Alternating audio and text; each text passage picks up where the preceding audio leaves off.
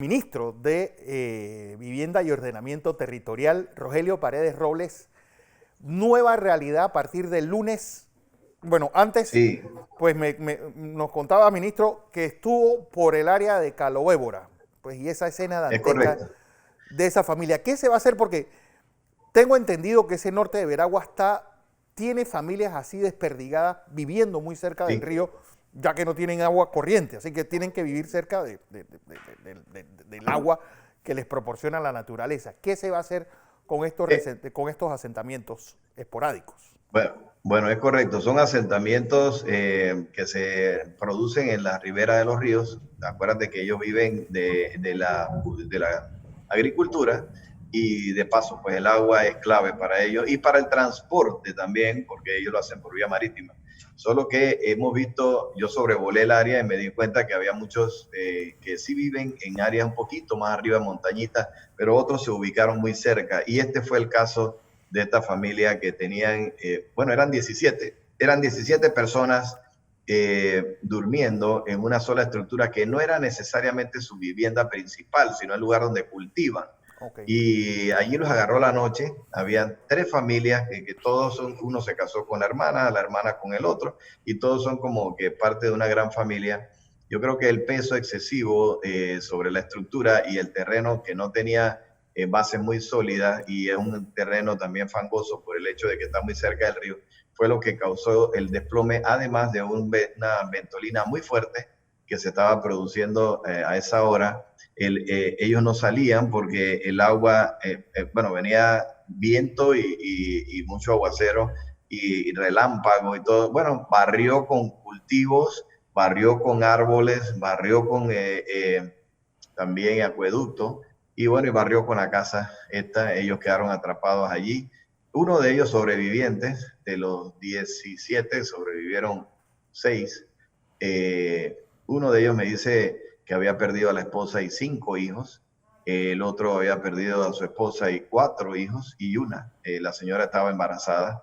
Y así son situaciones bien, bueno, muy tristes. Nosotros encontramos allí, ya se les envió, el gobierno nacional les envió los ataúdes, se les ayudó con el entierro. Ahora vamos a ayudar con las viviendas de los que sobreviven, que están en mal estado también. Vamos a cambiar las cubiertas de techo y les estamos enviando motosierras para que ellos también extraigan material, porque ahí, tú sabes, Sí. viven en tambos y con estructuras de madera hechas por ellos mismos. Y bueno, lo demás es una cuestión de adaptarse a las circunstancias. Ellos han nacido y han criado en ese ambiente. Lo único que sí les recomendamos, bueno, moverse a lugares un poco más secos, más altos, más seguros. Bueno, a lo que nos trajo don Rogelio, desde el lunes 17 una nueva realidad, aperturas, bueno, de este comercio, salones de belleza, y bueno, está la crítica diciendo, ¿cómo voy a ir a un salón de belleza en 2 horas? Bueno, nosotros, Sí. y sobre todo como una sala de belleza, una barbería de hombre, tendría que solamente abrir martes y jueves. Es decir, ¿cómo va a ser la dinámica o cómo pronostican ustedes que debe ser la dinámica sobre todo de la ciudad capital, Chorrera, Arraiján y Colón a partir del día lunes, donde se concentra la mayor parte de este tipo de comercios? De hecho, lo que se explicó en gabinete era que la gente estaba siendo atendida en casas, Sí, que el barbero va a tu casa y la persona que atiende a la señora, porque aquí no es que todo el mundo estaba desgreñado por la ciudad, andando así como si fueran zombies. La gente de alguna manera se estaban atendiendo, y para que esto no siguiera ocurriendo así de manera silvestre, entonces se decidió abrir las barberías y los salones de belleza. Siento que esta primera experiencia nos va a indicar si realmente funciona o no, porque tú tienes toda la razón.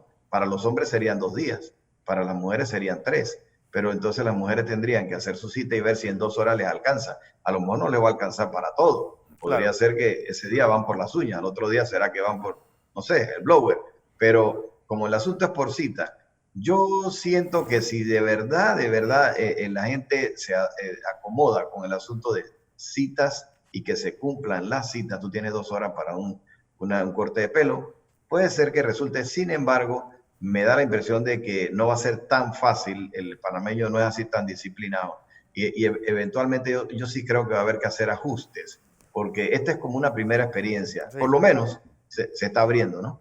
Bueno, habló ayer el ministro de Salud de esta, es decir, ¿cómo va a ser el uso de salvoconductos para tanta gente?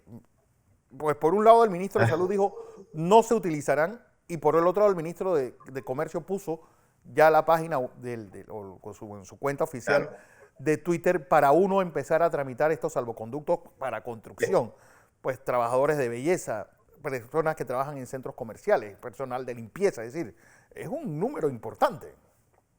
Es mucha más gente que va para la calle el lunes, es mucha más gente, tienes toda la razón, y hay gente que ahora tendrá que sacar los paquetes del centro comercial hasta el estacionamiento. Esa gente también ahora va, bueno, una platita adicional, será una variante del tipo de empleo. Otros que van a atender los comercios al detal, las ventas al detal. Sí, es verdad que va a haber mucha más gente en la calle, menos los estudiantes, pues. Pero yo creo que eventualmente vamos a tener que ir eliminando el tema de los salvoconductos, porque hay más gente en la calle solicitando salvoconductos que tú no vas a tener ya capacidad de controlarlo. Lo que está pasando ahora es que el salvoconducto solamente es validado por el Ministerio de Comercio e Industria, como para asegurarse de que la empresa existe. Pero entonces tú haces la solicitud y el Ministerio de Comercio lo valida. No es nada difícil, porque yo he sabido de mucha gente que ha logrado sus salvoconductos sin problema entrando a una página web. Sí. Pero si ese es el requisito, Fernando, bueno, hagámoslo, ¿no? Y bueno, que la gente salga. Yo no creo que se va a estar tampoco arrestando gente en la calle porque no haya completado su documentación. Bueno, ¿cómo fueron escogidos estos proyectos de construcción que empiezan a partir del lunes? Y yo creo que si hay una, pues, hay una actividad que tiene protocolos claros de bioseguridad, son las construcciones. Es decir, ¿por qué no abrir el sector completo? Fíjate que la respuesta que nos da el ministro, la explicación que nos da el ministro de Salud, es que hay áreas donde todavía los niveles de contagio están altos. Por ejemplo, la región de Panamá Oeste, allí hay que andar con mucho cuidado. ¿Y qué es lo que se abre? Las carreteras, las 8 vías de Panamá a Raiján, porque eso es al aire libre. Entonces, bueno, en los niveles de contagio o posibilidades de contagio en esos sectores es mucho menor. Tú tienes lavamanos aquí, gel por allá, y tienes lavamanos varias veces en el camino. Es probable que los niveles, mascarillas y todas las cosas que sabemos, probable que los niveles de contagio ahí sean menores. Entonces, ellos lo han limitado las actividades de reinicio de obras en algunas áreas están condicionadas a cómo se está desarrollando la pandemia. Sí, la pandemia y los niveles de contagio en esos sectores. Pero nosotros hemos solicitado, por ejemplo, él me aprobó la segunda fase de Alto de los Lagos. Ese es movimiento de tierra. Y bueno, en el caso ese, ellos están también apartados. Y también nos aprobaron una carretera de acceso a Ciudad Esperanza, porque también es carretera. Sin embargo, no me está aprobando algunos proyectos de techo de esperanza. Y estas cosas las tenemos así como en discusión. Le estoy pidiendo para Bastimento, Isla Colón. Hay algunas cosas que sí fueron abriendo. Las están estudiando. Lo que sí te puedo decir es que hay una actitud de ir abriendo muchos de estos proyectos, solo que se están haciendo de manera muy programada, pues como que en coordinación con lo que está sucediendo en el tema de salud. ¿Dónde uno puede ver la lista de estos proyectos que van a empezar a partir del lunes? Fíjate que no lo sé, pero me imagino que el Ministerio de Salud debe tenerlo. Sí, ellos nos pueden decir, porque ellos son los que han autorizado. Realmente yo no la tengo. Sí. Ayer se leyó en gabinete y después se leyó en la tarde, pero seguramente eso debe estar publicándose muy pronto, y si no, entonces entrando a alguna página web del Ministerio de Salud te debe llevar hacia allá. Ministro, habló del proyecto de Raiján de Ciudad del Futuro. Aquí han venido personas diciendo que ha habido personas han ocupado apartamentos sin ser los dueños. Están invadiendo los apartamentos, algunos apartamentos en ese área. ¿Qué se está haciendo y cómo sacarlos? Sí. Bueno, fíjate que en efecto tienes toda la razón. No es Ciudad del Futuro, sino es Ciudad Ciudad Esperanza. Esperanza, perdón. Ahí tenemos unos apartamentos que fueron entregados y la gente de repente se descuida y comenzaron algunas personas a invadir. Allá hubo una situación difícil porque los jueces de paz no se atrevían, o si se atrevían le daba un poquito de miedo y iban una vez, no iban después. Bueno, ya finalmente te puedo decir que la fiscalía está entrando y sí han comenzado a hacer los desalojos porque estos son intrusos. Ahí no estamos hablando de que hay un contrato de arrendamiento y yo estoy tirando a alguien afuera, porque por un lado está el decreto nuestro que establece la prohibición de desalojar o lanzamiento y desalojo están prohibidos. Pero en este caso, esos son intrusos y nosotros no estamos protegiendo a ningún intruso y en este caso se han invadido la propiedad de otro. Bueno, lo están haciendo porque sienten que el gobierno lo va a acuerpar y va a haber un paraguas de protección porque existen unos decretos que dicen no pueden ser lanzados, nadie puede ser lanzado. Entonces, había inclusive hasta confusión con los mismos jueces de paz que decían, pero ¿cómo saco a esta familia si es que existe un decreto que me impide lanzar o desalojar a nadie? Claro. Entonces resulta que, bueno, ese dilema fue ya resuelto y nosotros inclusive con la modificación del 145, que ahora es el 314 Ajá. del 7 de agosto, hemos ido más allá todavía, Fernando. Fíjate tú, por ejemplo, los PHs. Sí. Los PH tenían gente que, en un PH hay gente que compró el apartamento, todos lo compran unos como inversión, otros para vivir, y aquellos que lo compran como inversión, lo alquilan a un tercero. Este tercero, si de repente se quedó con contrato suspendido, ya no puede seguir pagando.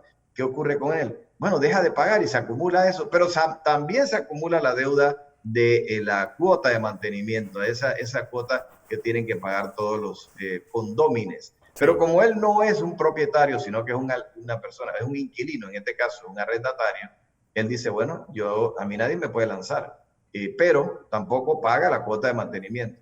Ahora sí, ahora con el decreto sí, si tú estás pagando 700, 800, $1,000 por alquiler y no puedes pagarlo, bueno, la cuota de mantenimiento puede ser 150, esa sí la vas a pagar. Okay. Entonces la idea es que todas las áreas comunes, entre todas las paguen, y cuando se acumula, al final del periodo de pandemia, que se sabe cuánto fue que se acumuló, que él estuvo pagando cuotas de mantenimiento, bueno, eso se le va a acreditar como si hubiera pagado alquileres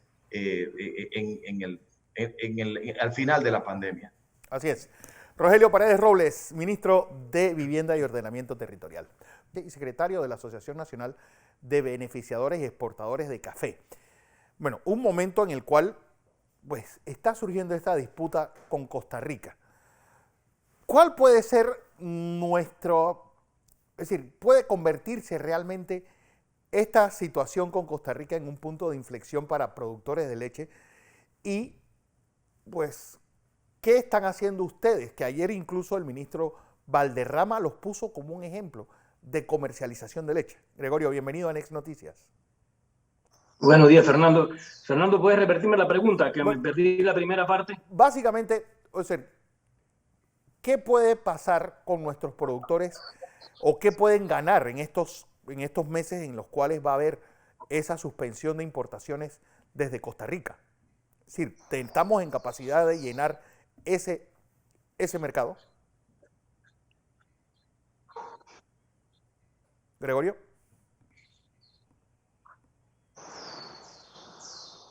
Estoy con Gregorio Filis, él es asociado de Coleche, esta cooperativa de productores de leche del área de Chiriquí. Además, es exportador de café.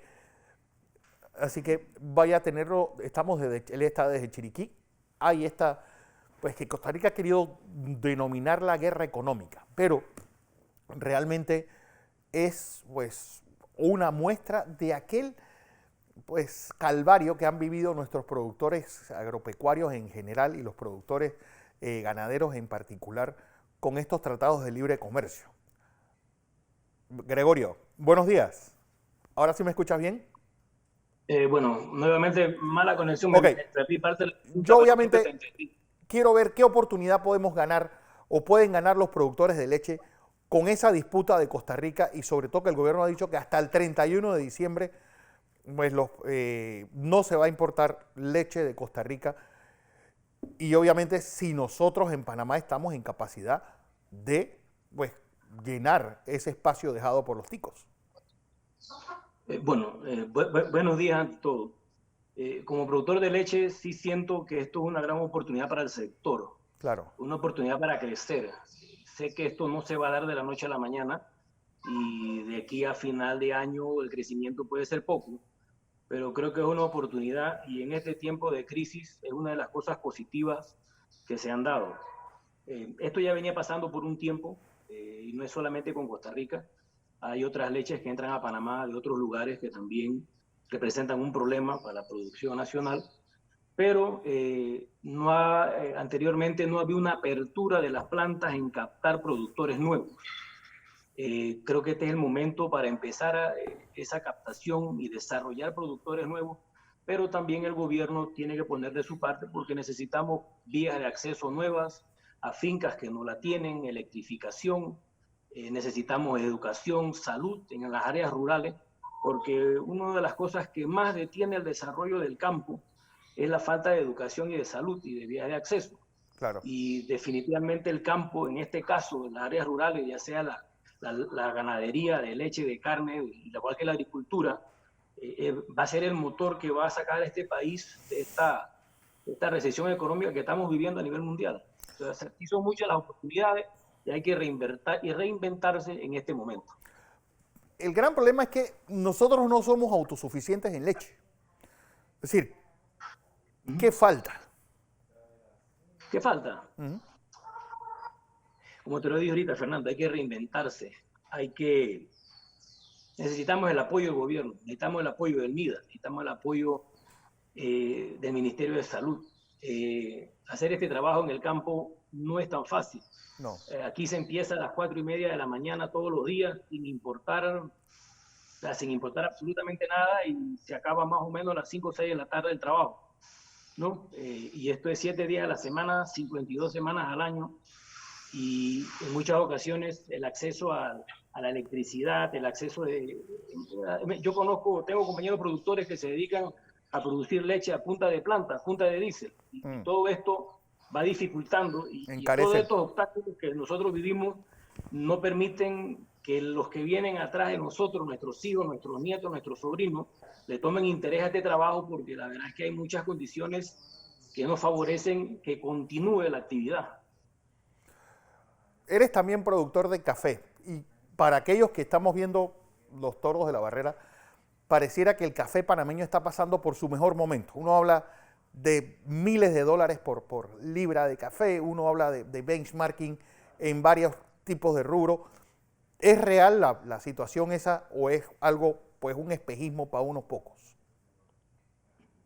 En realidad es un pequeño porcentaje de la producción nacional que pasa ahí. Son cafés de especialidad, fincas que tienen una altura, un microclima muy beneficioso y hacen muy buenos procesos para resaltar en verdad la calidad de esos cafés.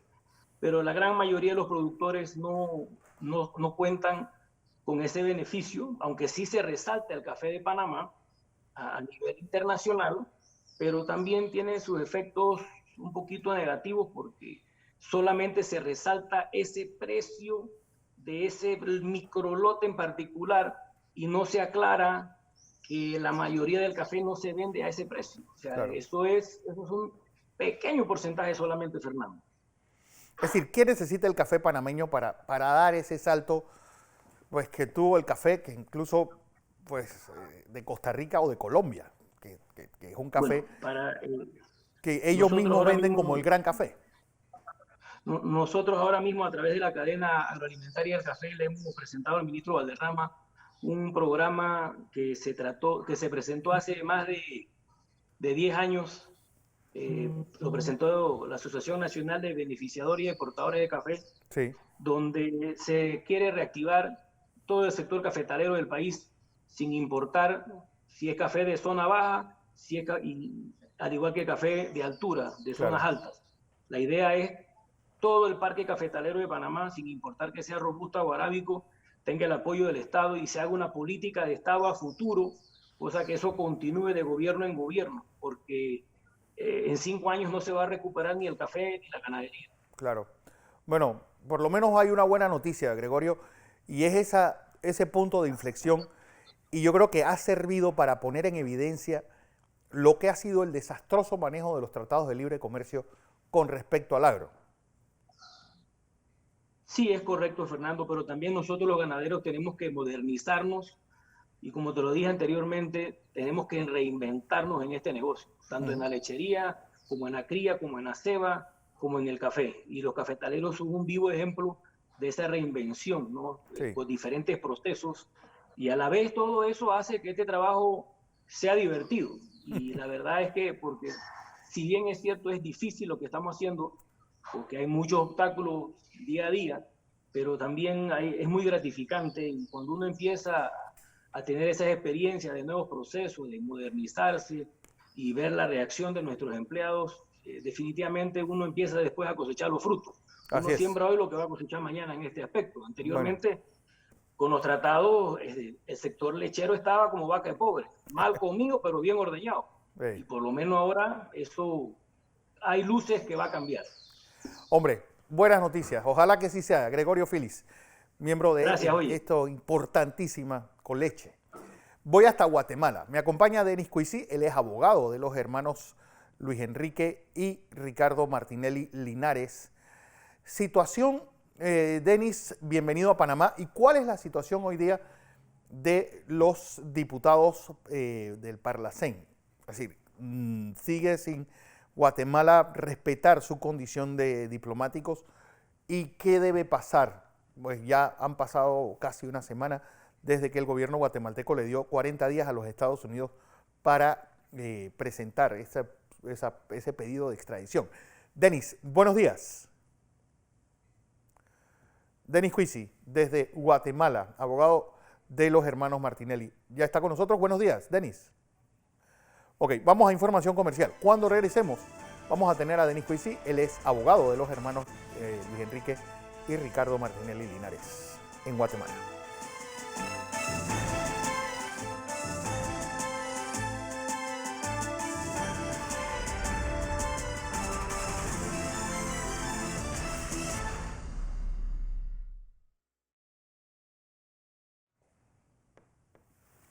Denis, ¿me oyes?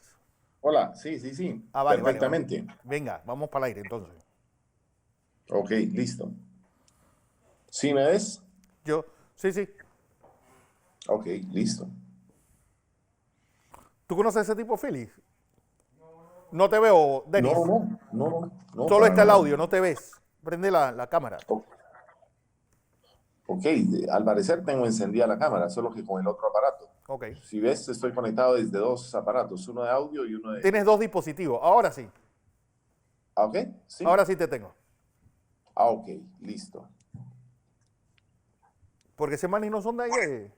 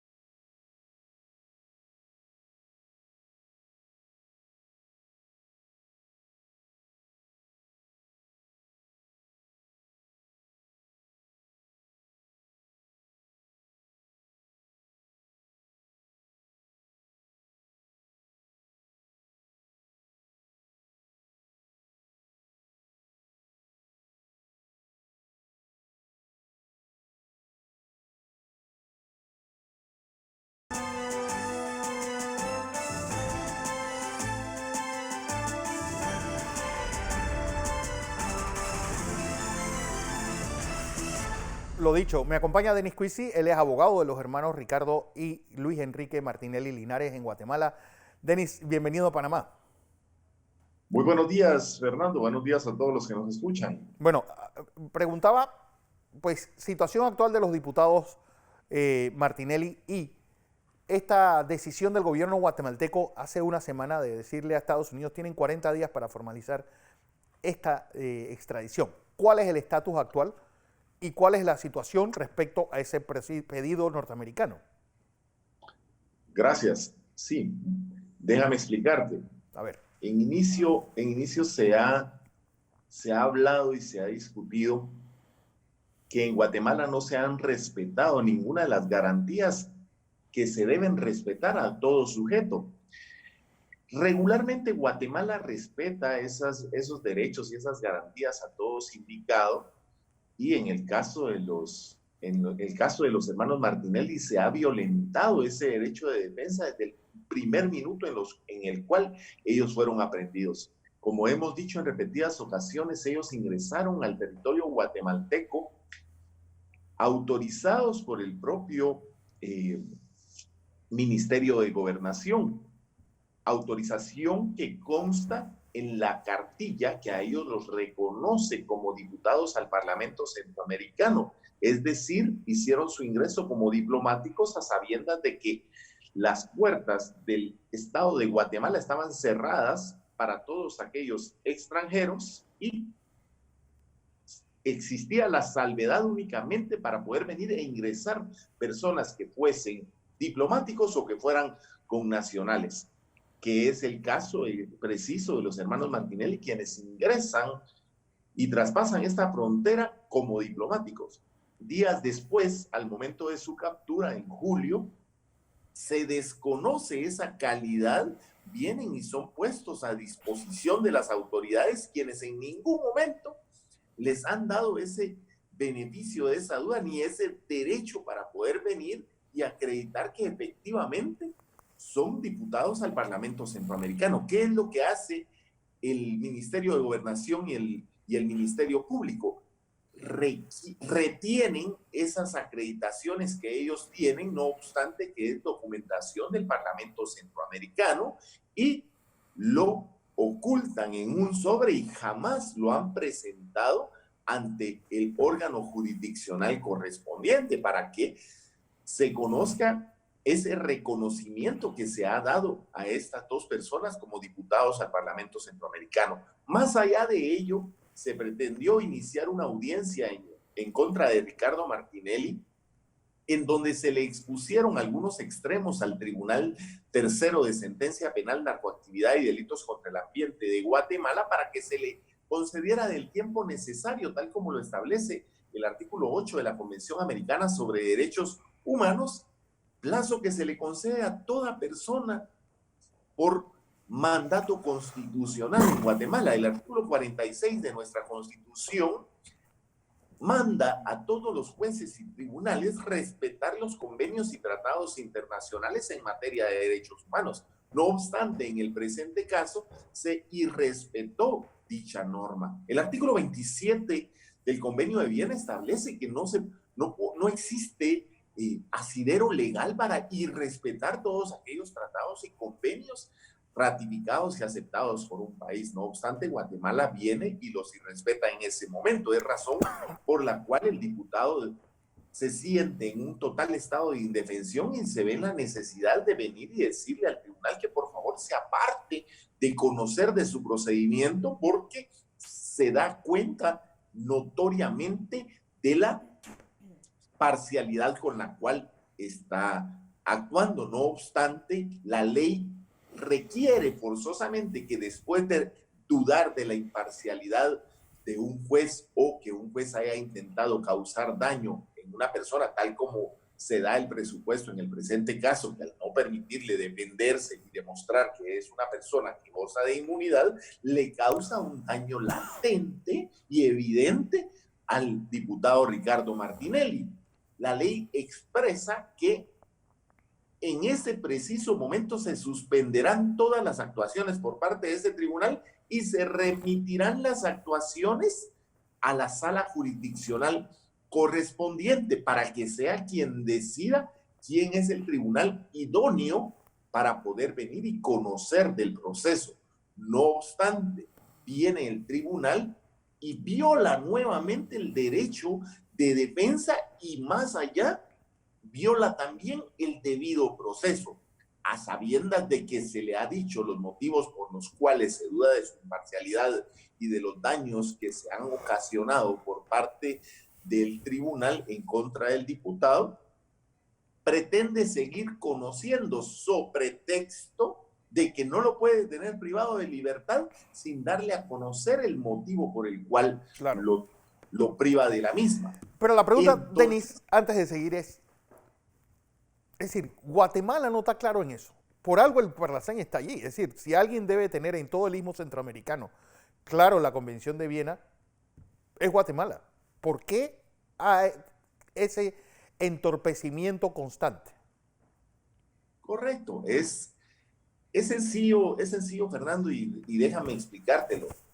Realmente es sencillo que los tribunales en Guatemala actúen de esta manera ante un requerimiento realizado por el gobierno de Estados Unidos. Claro que si me detienen a mí y yo vengo en un toque de queda que tenemos de 9 de la noche o de 21 horas a 4 horas de la mañana y me detienen a mí en la calle, obviamente voy a identificarme con mi carnet que me acredita como abogado y notario y que me faculta para poder venir y llegar de un lugar a otro sin restricción alguna. Claro, me podrían detener, yo les enseñaría mi carnet, pero al momento de que el carnet lo tenga en su mano, el juez no puede decir si en realidad soy abogado o no soy abogado. El único que puede dar mi calidad de abogado es el colegio de abogados a través del presidente del colegio del mismo.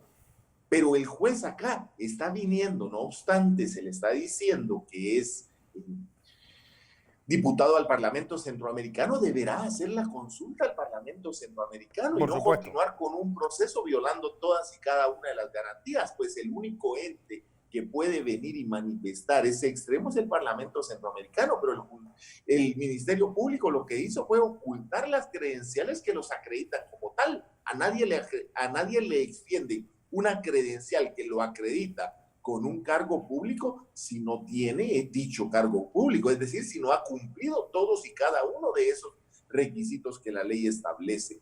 No obstante, también tenemos otra parte. Guatemala, en tanto a la justicia, básicamente, o a la institución per se, con todos sus insumos, si nosotros vamos a una torre de tribunales en Guatemala, todos los implementos, todos los insumos que ellos utilizan, en su mayoría, todos están sellados con un rótulo de USAID que ha sido donaciones del gobierno de Estados Unidos, lo cual genera esa desconfianza para esta defensa, que lo que se trate es venir y pagar un favor por otro favor, lo cual no es justicia. No hay peor forma de justicia que simular la misma, y más aún irrespetando todo derecho y toda garantía que goza un diputado al Parlamento Centroamericano. Así es. Denis Cuisi, abogado de los hermanos Martinelli, ojalá haya justicia y las cosas caminen como deben. Denis, gracias. Muchísimas gracias, muy buenos días. A ver, ¿cómo terminó nuestro sondeo de hoy? Yami Rivas.